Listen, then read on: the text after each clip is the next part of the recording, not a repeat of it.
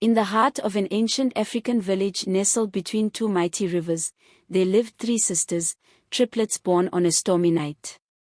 The villagers called them the Enigma, for there was something unusual about these girls.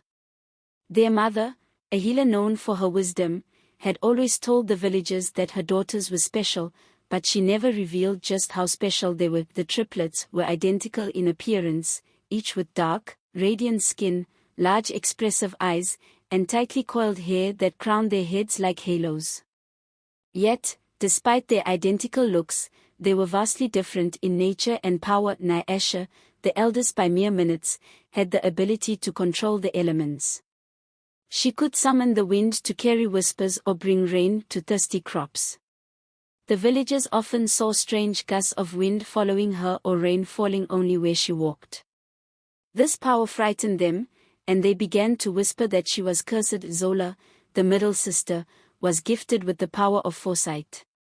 She could see into the future, catching glimpses of events before they happened. Zola's visions were often filled with warnings, and when she tried to share them, the villagers shunned her, believing she brought bad omens. Kaya, the youngest, had the most mysterious power of all, the ability to commune with the spirits of the ancestors.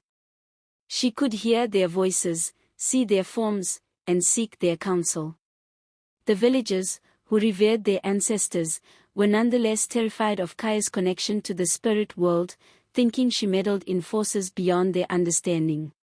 As the sisters grew older, the fear and suspicion of the villagers grew as well. Despite the good the triplets tried to do, Nyasha bringing rain to save the crops during droughts, Zola warning of dangers that allowed the villagers to prepare, and Kaya helping those in grief find peace, their powers were misunderstood. The villagers, consumed by fear, began to see the triplets as a curse upon their land. One day, a terrible drought struck the village.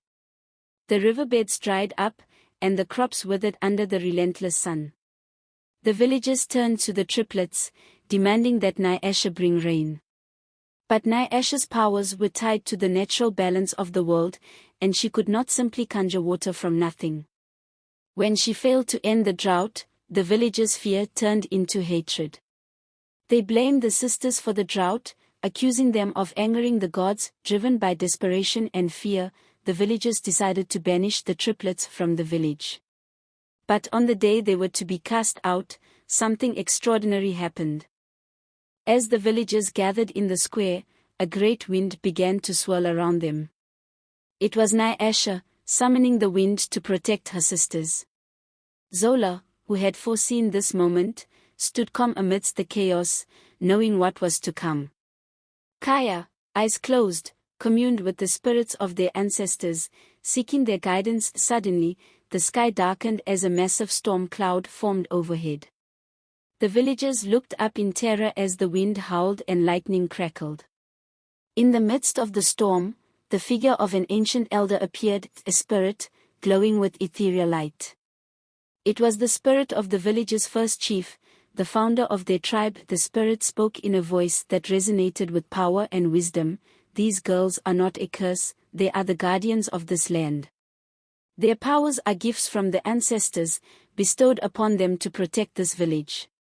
You have shunned them out of fear, but it is your fear that has brought calamity upon you.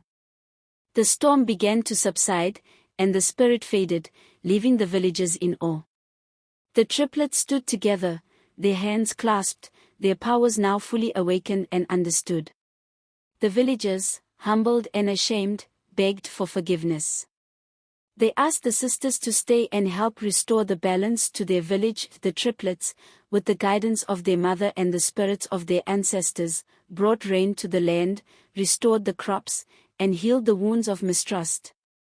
From that day forward, the villagers revered the triplets, no longer as enigmas, but as the true protectors of their people. Nyasha, Zola, and Kaya continued to use their powers to protect the village, their identities no longer a mystery, but a source of pride and strength. The enigma had been unraveled, and in its place, a bond of trust and respect was forged, and so, the village thrived under the watchful eyes of the mysterious triplets, whose powers were no longer feared, but celebrated as the blessings they were.